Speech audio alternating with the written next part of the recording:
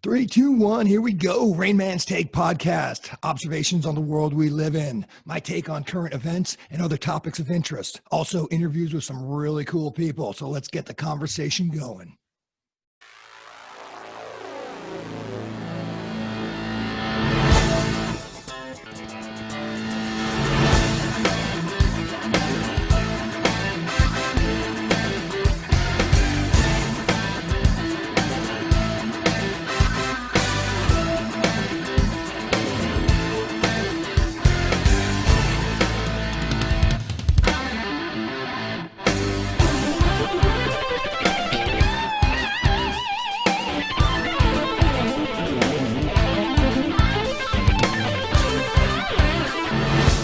Hey, everybody, it's the Rain Man.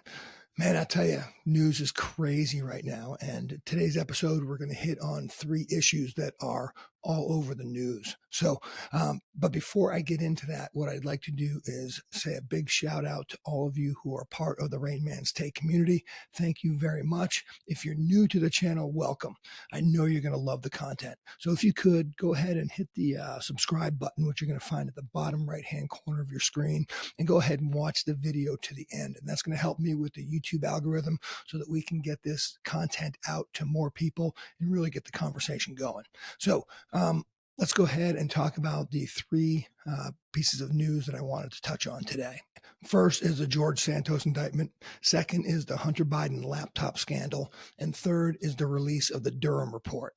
And I wanted to give my take on these three stories because if you've listened to Rain Man's Take long enough, you know that I have touched on these in the past, and I feel very strongly about these topics.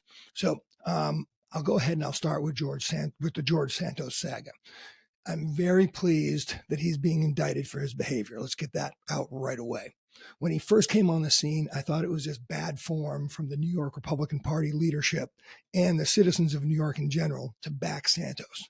My initial reaction was Republicans were trying to play the Democrats' game and wanted a candidate that they could say, hey, look, everybody, we're not homophobic, we're not xenophobic, or any other phobic title that the left gives conservatives.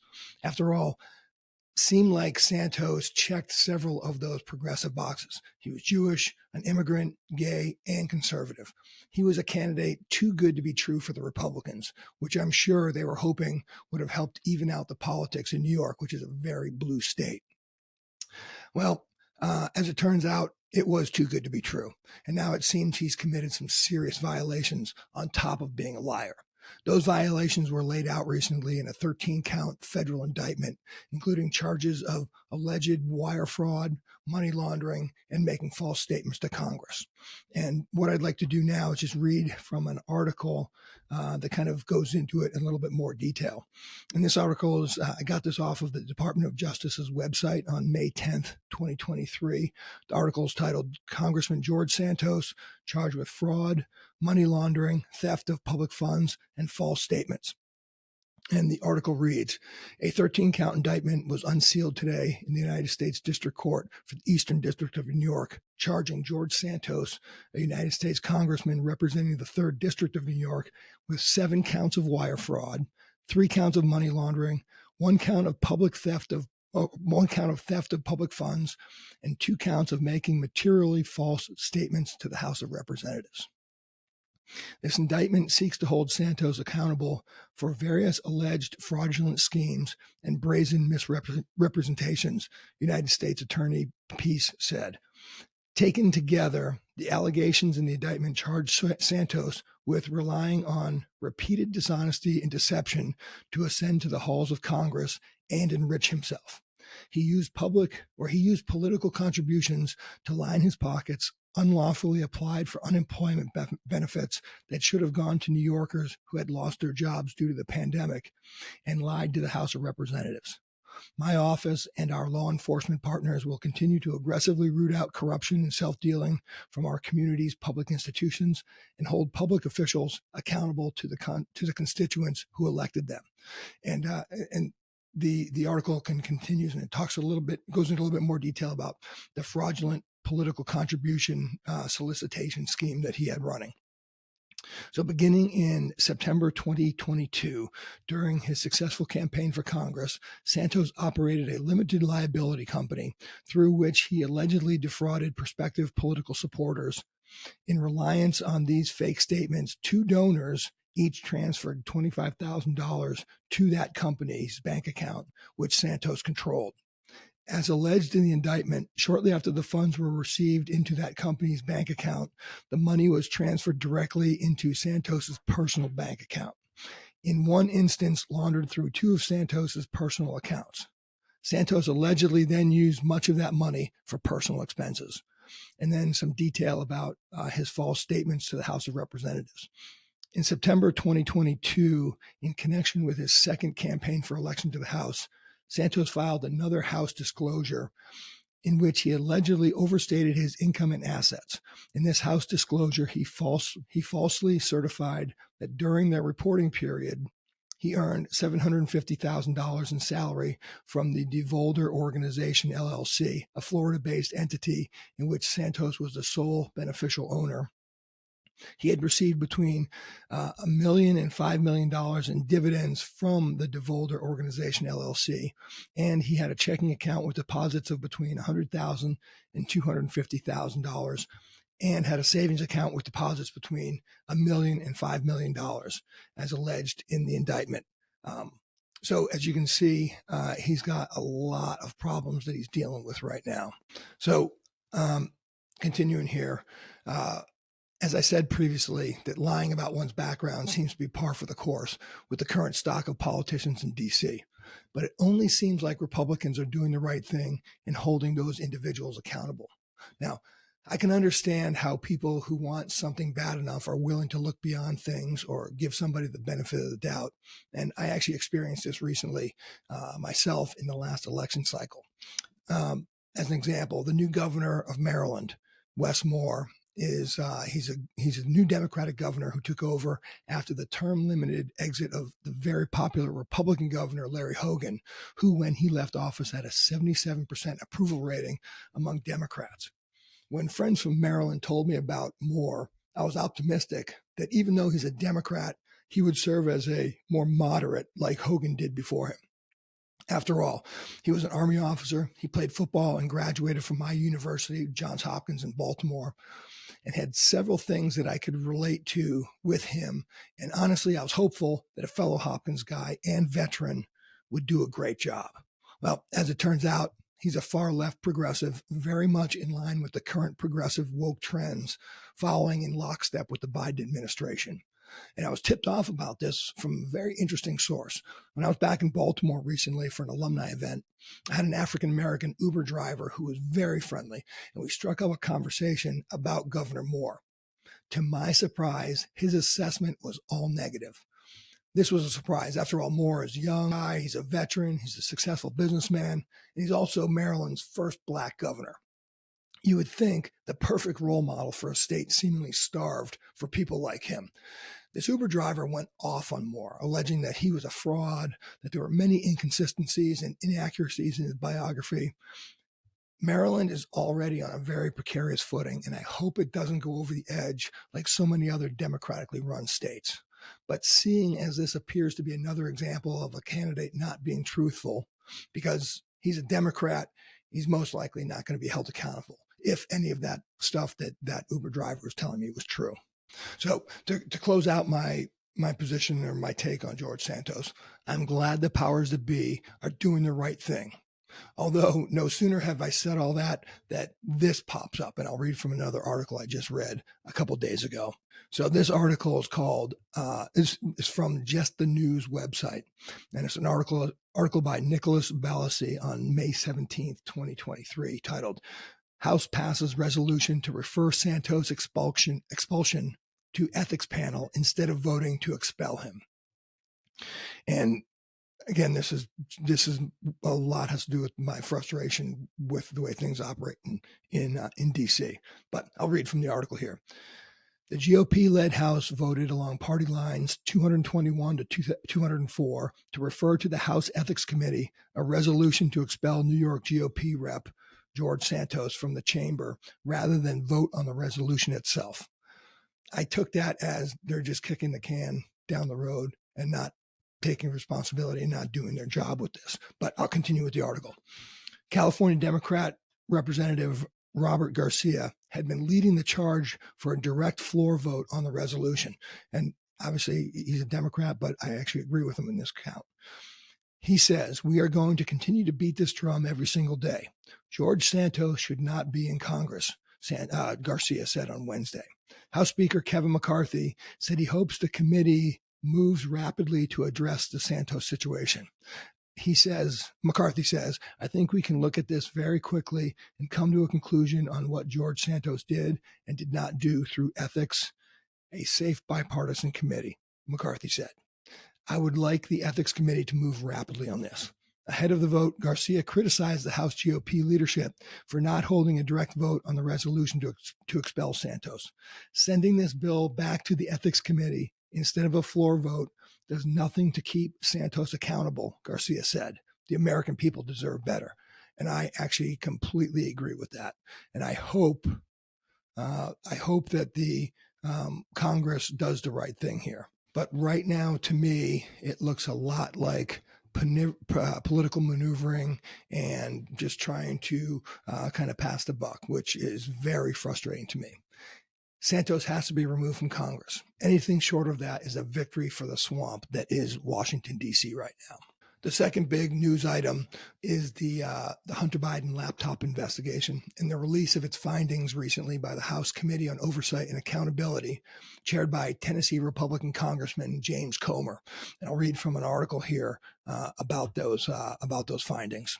This article is, I found this on Breitbart News on May 16th, and it was titled, "House Hunter Findings Are Just the Beginning," which discusses a podcast with investigative reporter Peter Schweitzer, who's been doing a lot of work on this particular topic. And the article reads, "The House panel investigating the Biden family's business deals recently announced it has already found over $10 million in payments from foreign sources going to more than 20 LLCs set up while Joe Biden was vice president. And the committee's work is just beginning." Of course, none of this is news to Peter Schweitzer, who had first reported on the story in 2018. Schweitzer and co-host Eric Eggers discussed the findings on the recent podcast episode of Drill Down. The House Committee on Oversight and Accountability, chaired by Representative James Comer, Republican from Tennessee, has yet to get access to records for Joe Biden's private phone and bank accounts linked to the biggest Biden deal of them all, which was a $1.5 billion investment deal between Hunter Biden's business and an arm of the Chinese government, which he secured after traveling aboard Air Force Two with his father, then Vice President Biden, to China in 2012. And just as an aside here, the committee is currently pushing very hard to get the release of those transcripts of those phone calls. And so we'll see where that takes us. But it's obvious that the Bidens have been doing some very, very unethical things and have been making a lot of money off of influence peddling in D.C. So my take has always been regarding Hunter Biden, and then this laptop just sort of confirms all of that. But my take has always been that the mainstream media buried the original New York Post story about the contents of Hunter Biden's laptop in October 2020, and that had a huge impact and helped Biden win the White House. Do you remember when PBS NewsHour came right out and said they wouldn't cover this because it was disinformation? Almost every major news outlet said that, and that was even without any sense of journalistic interest into whether or not it was true. Even though, as is now well known, the FBI knew about the laptop and knew its contents were legitimate. The Biden family corruption was actively suppressed, and I feel that was a major factor in Biden's win. And you'll notice the mainstream media is doing it again, as many didn't even cover Comer's news conference or gave it very little airtime. Instead, they spent most of their day covering the comparatively minor offenses leading to George Santos's indictment. Nice cover, I would say. My take is the laptop information is so damning to the Biden family, and yet the mainstream media refuses to inform their viewers about the seriousness and the depth of the corruption. Not only is the mainstream media doing their part to minimize these explosive allegations, but various government agencies are as well. And it appears, as with my third issue, that of the newly released Durham Report, that there are several three-letter departments in the government trying to cover it up. And here I'm referring to the IRS in collaboration with the Department of Justice and the FBI again. And I'll just read you a quick excerpt from an article regarding the actions of the IRS and DOJ here right now. So this article is this article is from Breitbart News as well on May 15th, 2023 by Jordan Dixon Hamilton, titled "Whistleblower. IRS removed entire investigative team from Hunter Biden probe per DOJ request. The Internal Revenue Service removed the entire investigative team working on the Hunter Biden case at the request of President Joe Biden's Department of Justice," a whistleblower told Congress on Monday. Mark Little and Tristan Levitt, attorneys for the whistleblower, told Congress in a letter, Today the IRS Criminal Supervisory Special Agent we represent was informed that he and his entire investigative team are being removed from the ongoing and sensitive investigation of the high-profile controversial subject about which our client sought to make whistleblower disclosures to Congress. He was informed the change was at the request of the Department of Justice. Last month, the whistleblower, through Little, told congressional leaders that he wanted to come forward with information about preferential treatment in Hunter Biden's case and alleged Attorney General Merrick Garland giving false testimony to Congress when he assured lawmakers that Delaware U.S. Attorney David Weiss has unilateral authority to make charging decisions, the Post reported. Removing the experienced investigators who have worked this case for years and are now the subject matter experts is exactly the sort of issue our client intended to blow the whistle on to begin with, the attorney wrote. The entire government seems to be behind wanting to kill this issue.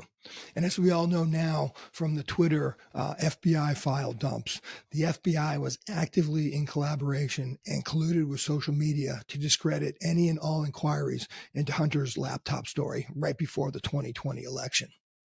So, speaking of the FBI's nefarious activities, my number 3 issue is the release of the Durham Report that has laid bare the FBI's effort to collude with the Democrats and the media to overturn an election in 2016, with the now completely debunked theory of Trump's collusion with the Russians to win the 2016 election. Now, talk about election interference, right? And collusion. And it came right from the top with Hillary Clinton, and it was known by Obama and Biden during the 2016 campaign. You want to talk about a threat to our democracy and our democratic process? Compare one afternoon on January 6th when a large crowd of mostly peaceful protesters turned into a riot that lasted only a few hours and involved a very small segment of that crowd. Oh, and by the way, there are actually still many unanswered questions about the FBI's potential involvement on that day due to their use of undercover agents and other human intelligence sources. But regardless, compare that to the more than 4 years of what the FBI, the Democrats, and their mainstream media allies put the citizens of this country through based on what we now know was not true, the Trump-Russia collusion narrative. This is basically the losing party trying to overturn an election, trying absolutely everything they could. The Mueller report, 2 impeachment hearings, both of which couldn't prove Russian collusion, and then along with the constant lies on the news by the likes of people like Adam Schiff and others, promising blockbuster evidence that never materialized. And I'll read, there's a very interesting article talking about Adam Schiff and his lies. So this article I got from Zero Hedge, and it's an article by Mark Tapscott and Joseph Lord via the Epoch Times. This is from May 17th of this year, titled "Adam Schiff Still Insists Trump Conspired with Russia." When asked by the Epoch Times about the Durham Report's conclusion of no collusion between Trump and Russia and whether the lawmaker stood by his claims to the contrary, Schiff replied, "If you read Mr. Durham's report, what is said is that there wasn't evidence of collusion before they began the investigation. That's obviously a very important distinction." The California Democrat then pointed out what he described as secret meetings between Trump campaign manager Paul Manafort and a Russian intelligence agent. Schiff accused Manafort of providing that agent with internal polling data with their strategy for key battleground states, while that unit of Russian intelligence was engaged in trying to help Donald Trump win. Schiff said that for most Americans, that looks like plain collusion. But the Durham Report described the FBI's top expert on Russian intelligence as finding no such evidence.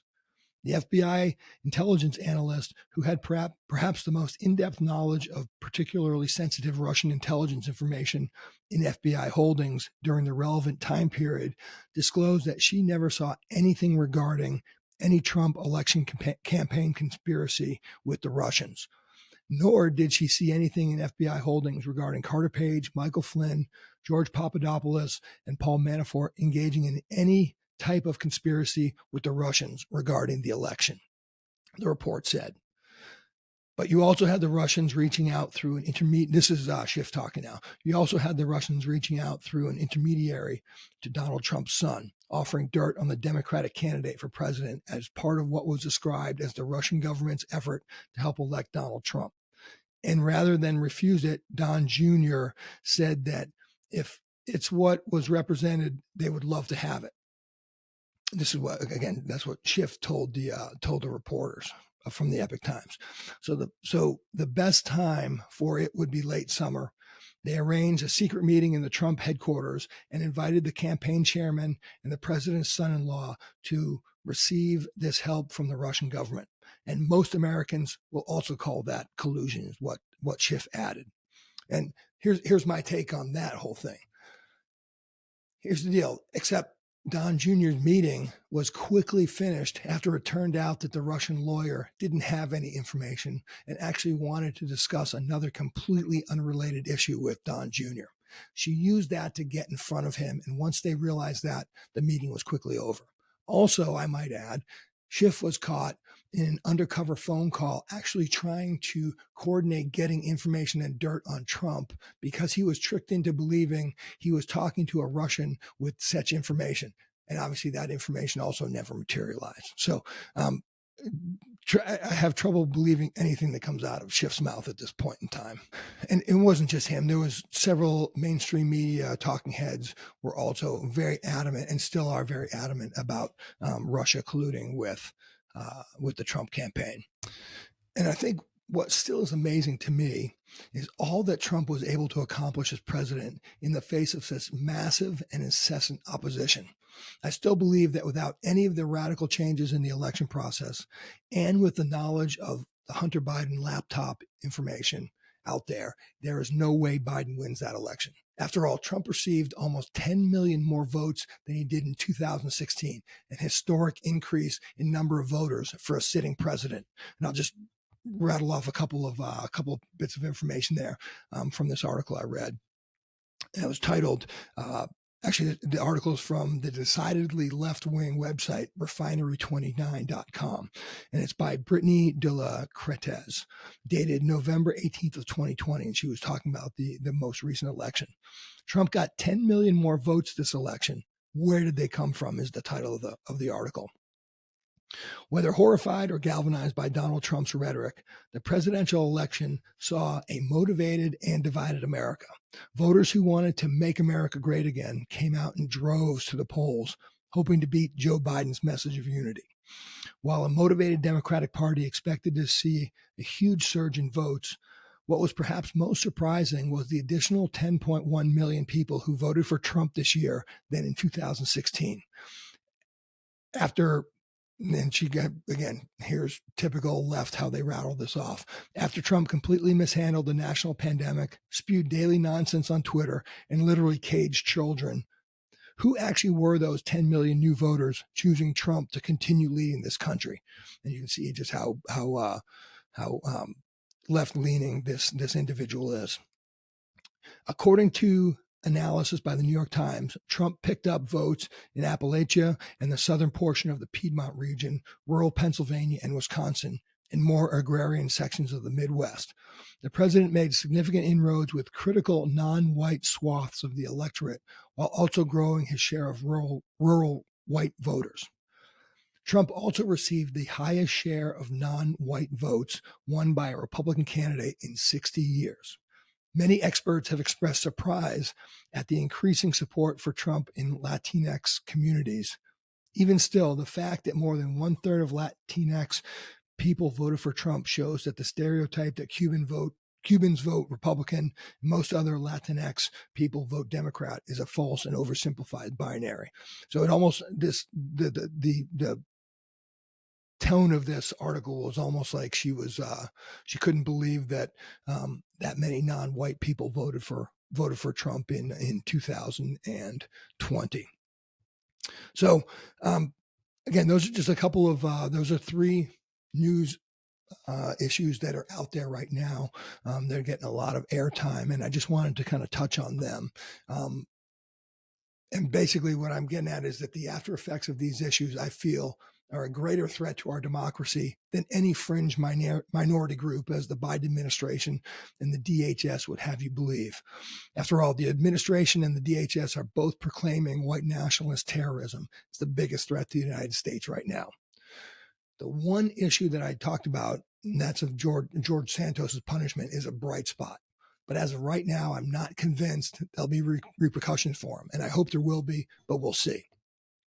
When you have politicians like Adam Schiff and his allies in the mainstream media continuously lying without as much as a demand for an apology at the very least, when there is no accountability, there is no reason to discontinue that behavior.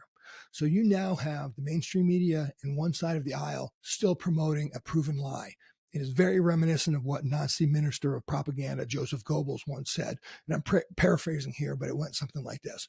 If you tell a big enough lie over and over and over again, then people will begin to believe it. And when you have powerful departments of the federal government aligned with and actively working alongside one side of the aisle with their mainstream media allies, the goal of which is to silence or make ineffective any opposing narrative, that is the absolute opposite of an open and free society. Both these things together are by far the biggest threat to our constitutional republic. Thankfully, there are enough sources of legitimate information out there that people can get an idea of what is happening on both sides and then make a determination of what is actually happening. But before that can happen, this whole right, left, Republican, Democrat ideology has to be put aside. People need to become more skeptical of what they're being told, and also demand accountability from those who have actively and with purpose tried to undermine our free society. That is the only way this amazing experiment in personal liberty can continue. And I'm hopeful that the citizens will be able to see through these lies and treacherous activities. And like I always promote on this web or on the podcast, read and watch more than one source of information. All right, so that's it for now. Just want to give my take on what's going on out there. I'll finish like I always do. If you're in the military, the police departments, fire departments, or first responders, if that's you out there, thank you very much for your service. Stay safe. This is the Rain Man. Thanks for watching. Talk to you soon. Thanks for watching Rain Man's Take, observations on the world we live in. If you like the content, don't forget to hit the subscribe button below. You can also follow Rain Man's Take on Instagram at Rain Man's Take. Also, check out our website at www.rainmanstakepodcast.com and send your comments to rainmanstake@gmail.com. Keep an eye out for future podcasts, which will be coming out every Thursday at 5 p.m. West Coast time.